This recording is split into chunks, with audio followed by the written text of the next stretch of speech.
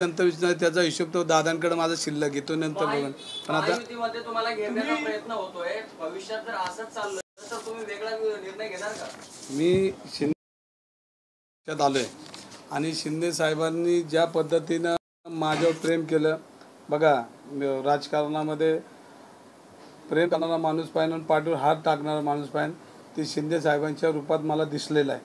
शिंदे साहेबांनी ज्या पद्धतीनं माझा मान सन्मान केला त्यांच्या तर मी मनापासून आभारी आहे.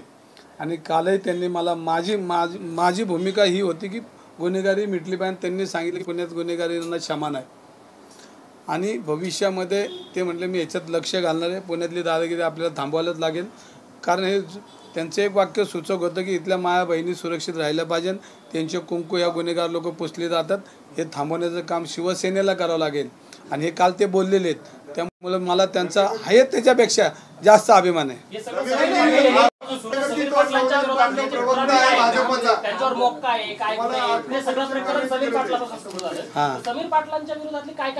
हे बघा हे पुरावे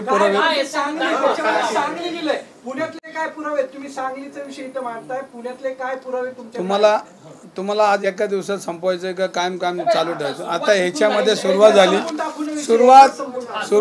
सुरुवात ही सांगली बसणं झाली.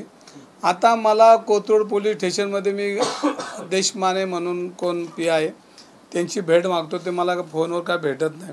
आता मला तिकडे जावे लागेल. मला त्यांनी ज्या खोटे गुन्हेगारी दाखल करायला लावलेत त्याची यादी माझ्याकडे आली. मी तुमच्याकडे एक पेपर दिला. अशी गुन्हेगार टोळी चालवण्यासाठी जे प्लॅनिंग केलं आहे मी त्याची माहिती घेतली. परत सांगतो, तो पूर्वी RR पाटील साहेबांकडे होता आणि त्यांचा मानसपुत्र म्हणून फिरत होता आणि मग तो ड्रामा आता हे तर तो करतोय. त्याचे अनेक पुरावे माझ्याकडे आलेले आहेत, तुम्ही माहिती घ्या. मला सांगलीची लोक रोज भेटतात, भाऊ तुम्ही याला सोडूच नका, हा चुकीचा माणूस आहे.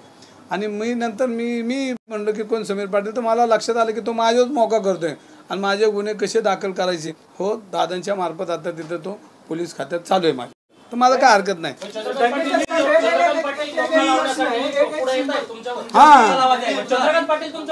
मग आता समीर पाटीलची भाषेत तो बोलतोय ना. तुमच्या कार्यालयात